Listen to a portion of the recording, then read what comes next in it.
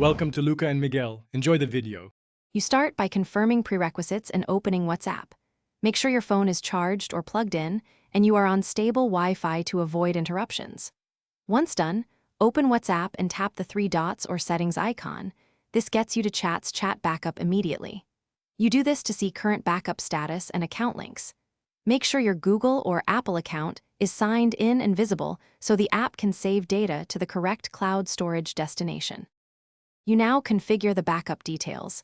Tap Backup and pick a frequency, daily, weekly, monthly, or only when you tap Backup. Once chosen, decide whether to include videos. Including them increases size and time but preserves everything. Next, verify the cloud account listed and change it if necessary. This prevents backups from going to the wrong account. Make sure the network preference matches your plan, because using cellular can incur charges and may interrupt large uploads. You finish by starting the backup. Tap Backup Now and watch the progress. The app shows percentage and estimated time. Once complete, confirm the timestamp and cloud account to ensure success.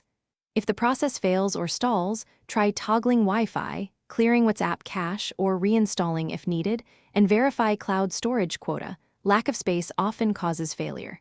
If problems persist, sign out and back into your cloud account. Then restart the backup to resolve lingering permission or sync issues.